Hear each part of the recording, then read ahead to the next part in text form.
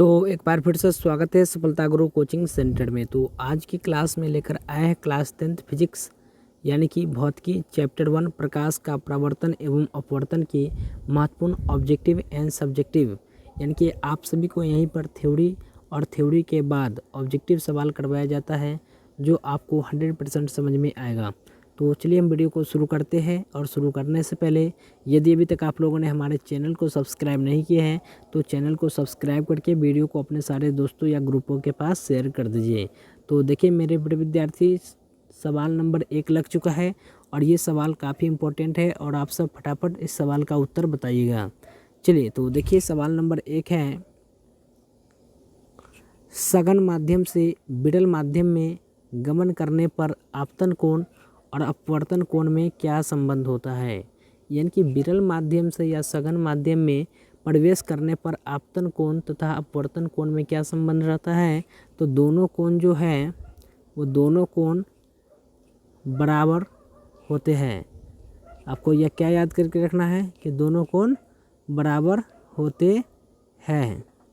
तो option A नहीं, option number यहाँ पर डी सही हो जाएगा, सॉरी यहाँ पर बी सही हो जाएगा। यानी कि कोण जो होगा दोनों कोण क्या होगा, बराबर होता है। तो आई बराबर आर। चलिए नेक्स्ट सवाल को देखते हैं। नेक्स्ट यानी कि सवाल देखने से पहले सबसे पहले आपको यहाँ पर एक और सवाल आपको बताना है जो बहुत ही इम्पोर्टेंट सवाल है। ये देखिए सवाल यह है कि जब प्रकाश की किरण एक सघन माध्यम से विरल माध्यम तक जाती है तो किरणें क्या हो जाएगी। तो जब प्रकाश की किरण एक सघन माध्यम से विरल माध्यम तक जाती है तो गति बढ़ाएगी और अविलंब से दूर झुकेगी। यानी कि यहाँ पर राइट आंसर जो होगा वो ऑप्शन नंबर सी राइट हो जाएगा। चलिए तो नेक्स्ट सवाल को देखते हैं। नेक्स्ट और सवाल देखने से पहले आपको थ्योरी समझना बहुत ही ज़रूरी है। तो मेरे प्यारे भाई, अगर आप सबको यह क्लास अच्छा लगा होगा तो आप सबसे पहले यह वीडियो को शेयर कर दीजिए, क्योंकि और भी स्टूडेंट को यह वीडियो देखकर मदद मिल सके। तो देखिए सबसे पहले आप जानते हैं कि कोई विद्यार्थी इसमें से बताइए कि परावर्तन किसे कहते हैं। जल्दी से कमेंट बॉक्स में बताइए कि परावर्तन किसे कहते हैं। तो देखिए परावर्तन किसको कहते हैं, जब प्रकाश की कोई किरण किसी सतह से वापस आती है तो उसे प्रकाश का परावर्तन कहते हैं। सिंपल और आसान लैंग्वेज में याद करना है आपको कि जब प्रकाश की कोई किरण किसी सतह से वापस आती है तो उसे प्रकाश का परावर्तन कहते हैं। और अपवर्तन किसको कहते हैं इसको समझिएगा।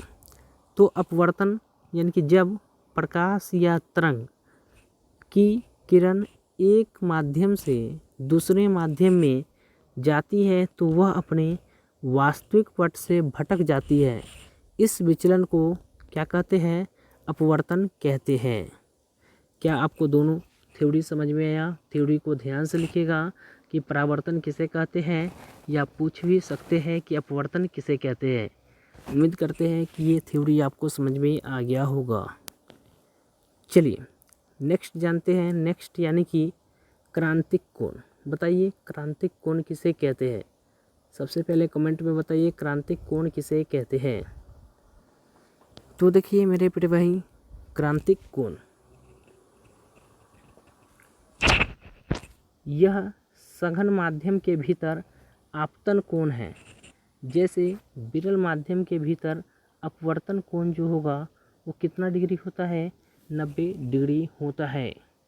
तो जब प्रकाश की किरण, आपको ध्यान में रखना है कि यह सघन माध्यम के भीतर आपतन कोण है, जैसे माध्यम के भीतर अपवर्तन कोण कितना डिग्री का होता है, तो 90 डिग्री होता है। और एक और थ्योरी ध्यान से रखिएगा कि जब प्रकाश की किरण सघन माध्यम से विरल माध्यम में जाती है तो एक निश्चित आपतन कोण पर अपवर्तन कोण 90 डिग्री हो जाता है। और इस बिंदु पर आपतन कोण को क्रांतिक कोण कहते हैं। बहुत ही इम्पोर्टेंट सवाल है। तो आपको ध्यान में ये टॉपिक को रखना है कि सर क्रांतिक कोण किसको कहते हैं।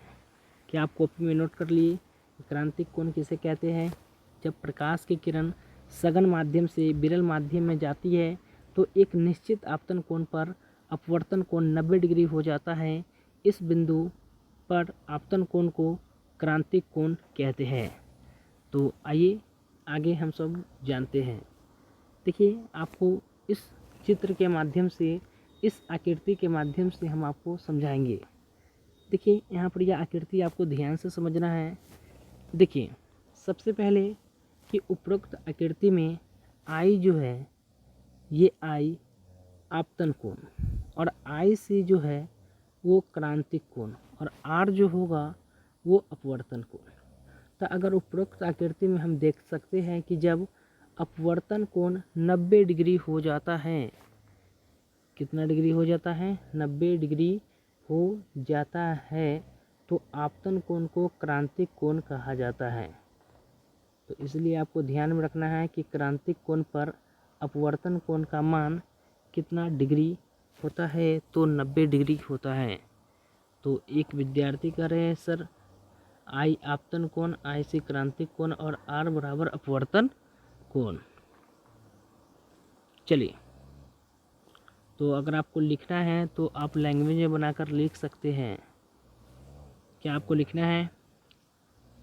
चलिए, तो आई बराबर आपतन कोण, आई सी बराबर क्रांतिक कोण और आर बराबर अपवर्तन कोण आप लिख सकते हैं।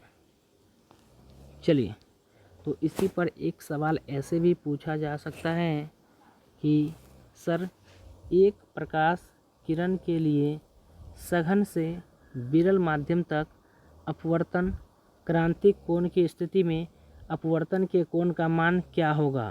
तो अपवर्तन के कोण का जो मान होगा वो कितना डिग्री होगा? तो 90 डिग्री हो जाएगा। यानी कि इस सवाल का राइट आंसर जो होगा option number C right answer होगा। चलिए, तो नेक्स्ट देखते हैं, नेक्स्ट थ्योरी को समझते हैं।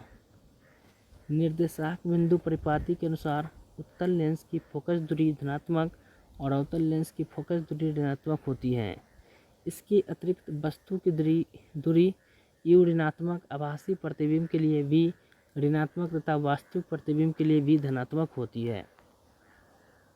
चलिए, तो देखिए मेरे प्रिय विद्यार्थी, सवाल नंबर 2, चिन्हों की निर्देशांक परिपाटी में धनात्मक फोकस दूरी होती है। तो इस सवाल का राइट आंसर जो होगा option number B right answer हो जाएगा, यानी कि उत्तल दर्पण की। चलिए, तो नेक्स्ट देखते हैं, नेक्स्ट यानी कि 3 नंबर सवाल, और 3 नंबर भी सवाल आपको बताना है। देखिए, किस दर्पण की फोकस दूरी चिन्हों की परिपाटी के अनुसार ऋणात्मक मानी जाती है? तो ऑप्शन ए है समतल दर्पण, बी है अवतल दर्पण, सी है उत्तल दर्पण और डी है इनमें से कोई नहीं। तो 3 का सही उत्तर जो होगा वो ऑप्शन नंबर बी सही हो जाएगा। चलिए, 3 के बाद देखते हैं नेक्स्ट यानी कि 4 नंबर। देखिए, 4 नंबर सवाल है कि चिन्ह परिपाटी के अनुसार उत्तल दर्पण की फोकस दूरी होती है। तो उत्तल दर्पण की फोकस दूरी क्या होती है? तो धनात्मक होती है।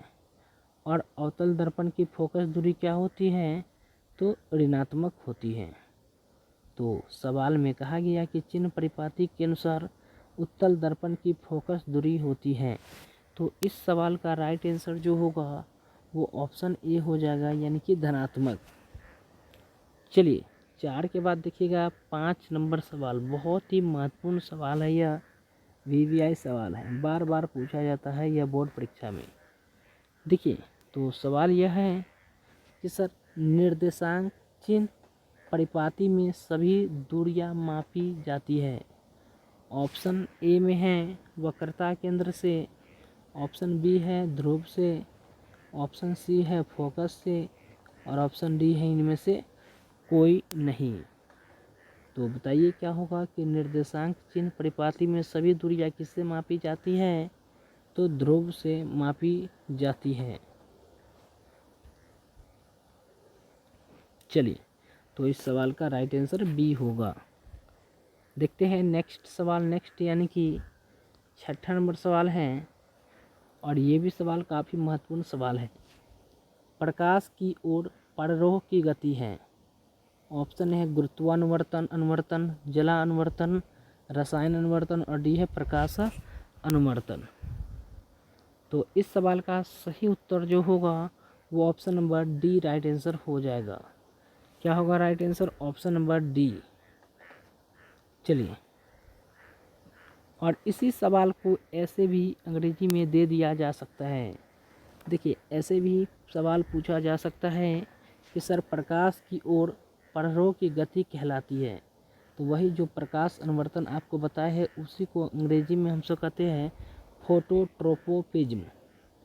और ऑप्शन अगर ध्यान से देखेंगे तो ऑप्शन है जियोट्रोपिज्म, हाइड्रोट्रोपिज्म, केमेट्रोपिज्म और डी है फोटोट्रोपिज्म। तो इस सवाल का सही उत्तर होगा ऑप्शन नंबर डी।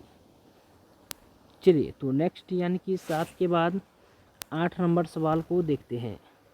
और 8 नंबर सवाल अभी जस्ट बताए हैं हम आपको। किस दर्पण की फोकस दूरी चिन्हों की परिपाटी के अनुसार ऋणात्मक मानी जाती है? ऑप्शन ए है समतल दर्पण, बी है अवतल दर्पण, सी है उत्तल दर्पण और डी है इनमें से कोई नहीं। तो अवतल दर्पण की फोकस दूरी चिन्हों की परिपाटी के अनुसार ऋणात्मक मानी जाती है। यानी कि 8 का सही उत्तर जो होगा वो ऑप्शन नंबर बी हो जाएगा, अवतल दर्पण। अगर आप सभी को यह क्लास अच्छा लग रहा होगा तो प्लीज़ एक बार इस वीडियो को शेयर कर दीजिए, क्योंकि और भी मेरे प्यारे भाई और बहन को मदद मिल सके। यह चैनल हमारे कोचिंग के नाम से है सफलता गुरु कोचिंग सेंटर। चलिए, तो नेक्स्ट यानी कि 8 के बाद नेक्स्ट सवाल को देखते हैं। नेक्स्ट यानी कि 9 नंबर सवाल को। 9 नंबर सवाल है कि निम्नलिखित में से किस दर्पण द्वारा किसी वस्तु का आभासी प्रतिबिंब मिल सकता है? ऑप्शन है समतल दर्पण, बी है उत्तल दर्पण, सी है अवतल दर्पण और डी है इनमें से सभी। तो 9 का सही उत्तर जो होगा वो होगा ऑप्शन नंबर डी, यानी कि समतल दर्पण से भी, उत्तल दर्पण से भी और अवतल दर्पण से। यानी कि इसका right answer option number D हो जाएगा। चलिए मेरे प्यारे भाई, 9 के बाद हम सब आगे 10 नंबर सवाल के लिए थ्योरी पढ़ लेते हैं। और बहुत ही इम्पोर्टेंट फैक्ट हम आपको पढ़ा रहे हैं, इसलिए ध्यानपूर्वक इस वीडियो को जितना हो सके शेयर कीजिए। देखिए, नेक्स्ट थ्योरी में है कि सर अवतल दर्पण।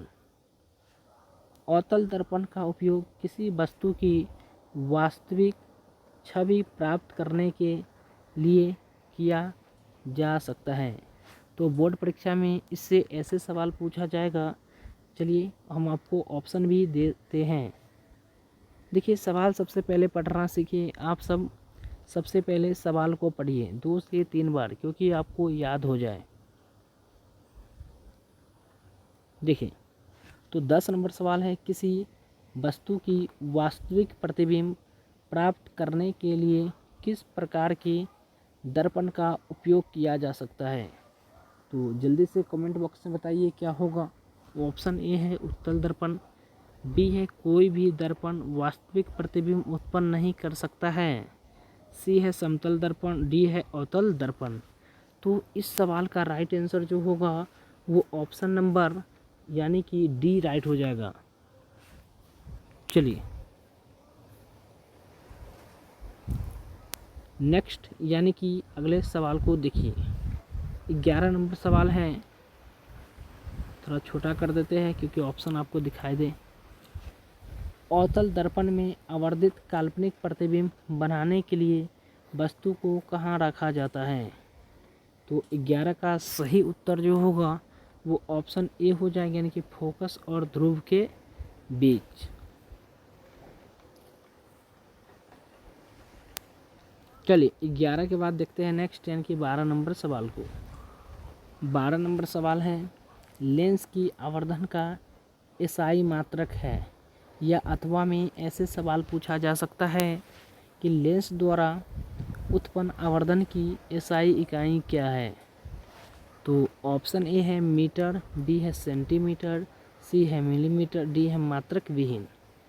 तो मेरे प्रिय विद्यार्थी, आपको पता है कि लेंस की आवर्धन बराबर क्या होता है?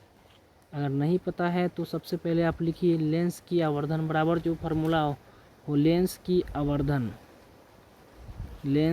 आवर्धन बराबर होता है प्रतिबिंब का आकार। लिखिए आप प्रतिबिंब का आकार, आप यहाँ पर लिख लीजिएगा प्रतिबिंब का आकार बाय वस्तु का आकार।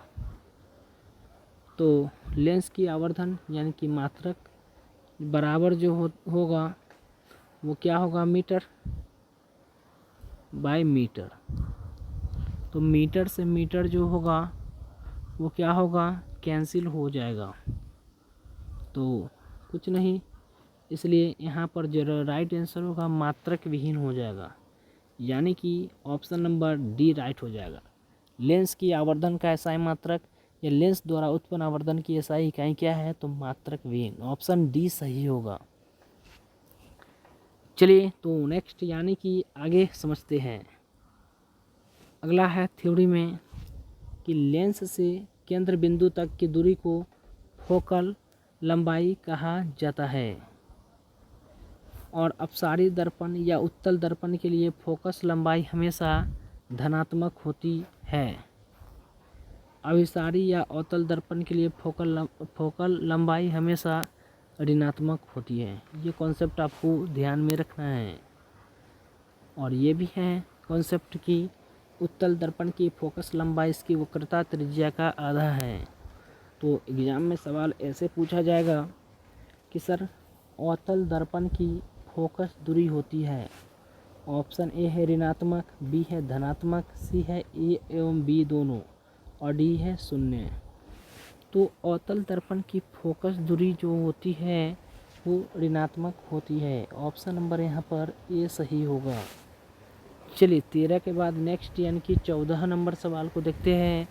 14 नंबर सवाल है कि उत्तल दर्पण की फोकस दूरी है। उत्तल दर्पण की फोकस दूरी क्या होती है? ऋणात्मक, बी है 0, सी है धनात्मक और डी है अनंत। तो कमेंट में जल्दी बताइए क्या होगा राइट आंसर, फटाफट। तो इस सवाल का राइट आंसर जो होगा 14 का सही उत्तर होगा ऑप्शन नंबर सी सही होगा, धनात्मक। चलिए नेक्स्ट थ्योरी को, नेक्स्ट कॉन्सेप्ट को हम सब समझते हैं। नेक्स्ट कॉन्सेप्ट है कि गोलीय दर्पण के परावर्तक पृष्ठ की वृत्ताकार सीमा रेखा व्यास गोलीय दर्पण का द्वारक कहलाता है। तो गोलीय दर्पण का क्या कहलाता है? द्वारक कहलाता है। क्यों? और गोलीय दर्पण दो प्रकार के हैं, अवतल दर्पण और उत्तल दर्पण। अवतल दर्पण में आपतित प्रकाश का अभिकेंद्रण होता है और उत्तल दर्पण में आपतित प्रकाश परावर्तन के बाद मुख्य अक्ष से दूर हो जाती है। इसलिए इस सवाल कैसे पूछा जाएगा बोर्ड एग्जाम में, तो इसको पढ़िए और फटाफट उत्तर दीजिए। देखिए गोलीय दर्पण के परावर्तक कहलाता है पृष्ठ की वृत्ताकार सीमा रेखा का व्यास। तो ऑप्शन नंबर डी राइट हो जाएगा, यानी कि गोलीय दर्पण का द्वारक कहलाएगा। चलिए तो नेक्स्ट यानी कि 15 के बाद 16 नंबर सवाल को देखते हैं। 16 नंबर सवाल क्या है ये फटाफट आपको बताना है। चलिए 16 नंबर सवाल है, किसी शब्दकोश के छोटे अक्षरों को पढ़ने के लिए आप निम्नलिखित में से कौन सा लेंस पसंद करेंगे? तो 16 का सही उत्तर होगा ऑप्शन नंबर बी, यानी कि 5 सेंटीमीटर फोकस दूरी का एक उत्तल लेंस। और एक कॉन्सेप्ट आपको समझना है कि सर उत्तल दर्पण सदैव एक सीधा, छोटा और आभासी प्रतिबिंब बनाता है और अवतल दर्पण एक वास्तविक, छोटा और उल्टा प्रतिबिंब बनाता है। एक सामान्य दर्पण वस्तु के समान आकार का प्रतिबिंब बनाता है। तो एग्ज़ाम में जो सवाल पूछा जाएगा वो ऐसे पूछा जाएगा कि सर किस प्रकार का दर्पण हमेशा एक सीधा, छोटा और आभासी प्रतिबिंब बनाता है। ऑप्शन ए है अवतल, बी में है उत्तल, सी है समान और डी है कोई भी विकल्प सही नहीं है। तो 17 का सही उत्तर जो होगा वो ऑप्शन नंबर बी सही होगा। 17 के बाद नेक्स्ट कॉन्सेप्ट को समझिएगा। नेक्स्ट कॉन्सेप्ट है कि प्रकाश की चाल अपवर्तनांक के व्युत्क्रमानुपाती होती है। तो आपको ये ध्यान में रखना है कि सर प्रकाश की चाल अपवर्तनांक के व्युत्क्रमानुपाती होती है और निर्वात में प्रकाश की चाल का किसी माध्यम में प्रकाश की चाल के अनुपात को उस माध्यम का अपवर्तनांक कहते हैं। इसे निरपेक्ष अपवर्तनांक भी कहते हैं। और निर्वात का अपवर्तनांक होता है 1 होता है। और जल, ये तो हम आपको एक क्लास में समझाए भी थे कि आपको याद करके रखना है। जल का अपवर्तनांक 1.333 है। मिट्टी के तेल का अपवर्तनांक 1.44 होता है और प्लेट कॉन्च का अपवर्तनांक 1.65 है। आगे देखिए, और हीरे का अपवर्तनांक 2.42 है। लेक्चर नंबर 3 में हम आपको समझाए थे। अतः हीरे में प्रकाश की चाल न्यूनतम होती है। तो प्रकाश की चाल न्यूनतम किस में होती है? हीरे में होती है। और हीरे के माध्यम से गुजरने पर प्रकाश की गति में परिवर्तन होता है। चलिए, तो ये सवाल कैसे पूछा जाएगा बोर्ड परीक्षा में? ऐसे पूछा जाएगा कि सर निम्नलिखित में से किस माध्यम में प्रकाश की चाल न्यूनतम होगी? तो इस सवाल का राइट आंसर जो होगा ऑप्शन नंबर डी हो जाएगा, यानी कि हीरा।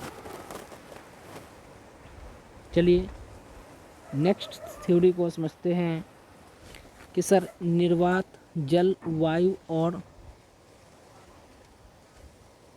कांच में सघन माध्यम कौन है? क्योंकि यह ठोस है इसलिए इसमें प्रकाश की चाल न्यूनतम होगी। प्रकाश का वेग सबसे अधिक निर्वात में होता है। निर्वात में प्रकाश की चाल लगभग, ये 3 × 10⁻8 हम नहीं लिखेगा, 3 × 108 नहीं लिखेगा, 3 × 10⁸ मीटर सेकेंड लिखिएगा। और पानी में प्रकाश की चाल 2.5 × 10⁸ मीटर सेकेंड होती है। तो निर्वात में प्रकाश की चाल लगभग कितना होती है? 3 × 10⁸ मीटर सेकेंड होती है। अब पानी में प्रकाश की चाल तो 2.5 × 10⁸ मीटर सेकेंड होती है। इम्पोर्टेंट था इसलिए हम आपको लिखकर समझा दिए। प्रकाश की चाल अवरोही क्रम में निर्वात, वायु, पानी व कांच आदि है। तो लास्ट में हम आपको बताए थे कांच यानी कि शीशा, ये आदि है। पहले क्या होगा? निर्वात, निर्वात के बाद वायु, वायु के बाद पानी, पानी के बाद क्या होगा? कांच आदि। इनमें सबसे कम प्रकाश की चाल कांच में होती है। यह मान 2 × 10⁸ मीटर सेकेंड होती है। तो मेरे प्यारे भाई और बहन, आप लोग यहाँ से समझ गए होंगे कितने सारे MCQ सवाल बन गए होंगे। इसलिए आपको जैसे समझाया वैसे आपको याद कर लेना है। तो एक स्टूडेंट कमेंट में बता रहे सर फिर से समझाइए। तो देखिए मेरे प्यारे भाई कि निर्वात, जल, वायु और कांच में सघन माध्यम कांच है क्योंकि यह ठोस है इसलिए इसमें प्रकाश की चाल क्या होती है? न्यूनतम होगी। और प्रकाश का वेग सबसे अधिक निर्वात में होता है, सबसे पहला पॉइंट। और निर्वात में प्रकाश की चाल लगभग 3 × 10⁸ मीटर सेकेंड होती है। और पानी में प्रकाश की चाल 2.5 × 10⁸ मीटर सेकेंड होती है। इसलिए प्रकाश की चाल अवरोही क्रम निर्वात, वायु, पानी व कांच आदि है। इनमें सबसे कम प्रकाश की चाल किस में है? शीशा यानी कि कांच में होती है। और यह मान जो होता है 2 × 10⁸ मीटर सेकेंड होता है। तो मेरे प्यारे भाई आइए और इस सवाल का उत्तर फटाफट आपको बताइए जल्दी। तो बताइए कि प्रकाश का चाल वेग या न्यूनतम किस में होती है? तो क्या हम आपको थ्योरी बताए थे? यही ना समझाए थे कि प्रकाश की चाल और वही क्रम में निर्वात पहले वायु, पानी और कांच। तो न्यूनतम ऑप्शन नंबर इस सवाल का राइट आंसर पता चल गया होगा, डी सही होगा।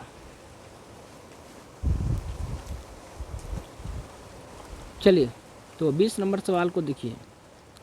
20 नंबर सवाल है, प्रकाश की चाल निम्नलिखित माध्यमों में किस में अधिकतम होती है?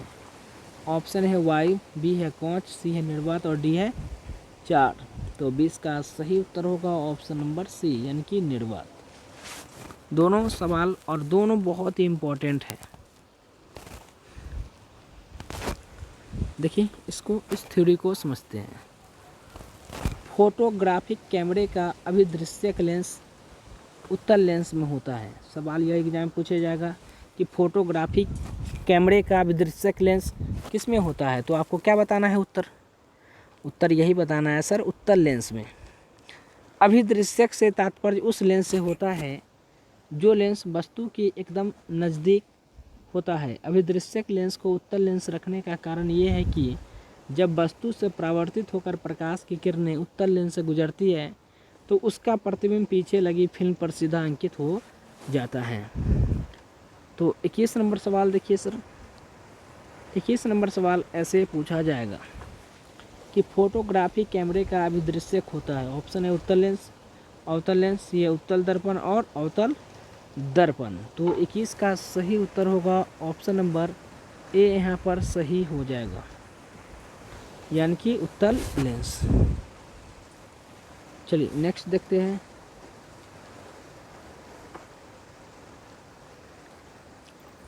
बाईस नंबर सवाल है, किस दर्पण में दूर की वस्तु का प्रतिबिंब सदैव सीधा होता है? ऑप्शन है केवल अवतल, बी है केवल समतल, सॉरी टाइपिंग मिस्टेक, ये ऑप्शन ऊपर कर लीजिएगा, केवल उत्तल और या तो समतल अथवा उत्तल। तो अगर हम लोग बात करें कि किस दर्पण में दूर की वस्तु का प्रतिबिंब सदैव सीधा होता है, तो या तो समतल या उत्तल हो सकता है।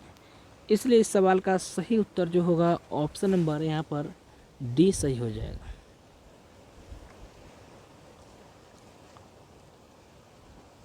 चलिए नेक्स्ट यानी कि 22 के बाद 23 नंबर सवाल को देखते हैं। 23 नंबर सवाल है, निम्न में से कौन किसी वस्तु का वास्तविक प्रतिबिंब बना सकता है? अवतल लेंस, बी है कांच की समांतर सिल्ली या पट्टिका, सी है उत्तल लेंस और डी है कांच की प्लेट। तो 23 का सही उत्तर जो होगा वो ऑप्शन नंबर सी हो जाएगा, उत्तल लेंस। चलिए तो मेरे प्यारे भाई, आप सभी से यही एक छोटा सा रिक्वेस्ट है कि यह वीडियो को अपने सारे दोस्तों या ग्रुपों के पास अवश्य शेयर कीजिए, क्योंकि जो भी मेरे प्यारे भाई और बहन पढ़ रहे होंगे उनको यह क्लास से बहुत ही फ़ायदा मिल सके, क्योंकि आपको यूट्यूब पर ये सॉल्यूशन आपको तो मिल जाएगा और थ्योरी भी आपको मिल जाएगा। ऐसे ही क्लास को प्राप्त करने के लिए आप हमारे चैनल सफलता गुरु कोचिंग सेंटर को सब्सक्राइब करके जितने भी सारे वीडियो है ना उसका प्लेलिस्ट बना चुके हैं, उस प्लेलिस्ट में विजिट करके आप लोग देख लीजिएगा। और आपको यह भी सूचित किया जाता है कि इंग्लिश की क्लास जो है जल्द ही शुरू की जाएगी, इसलिए आप सब जितना हो सके इस वीडियो को शेयर कर दीजिए। मिलते हैं नेक्स्ट क्लास में, तब तक के लिए bye and take care, all the best.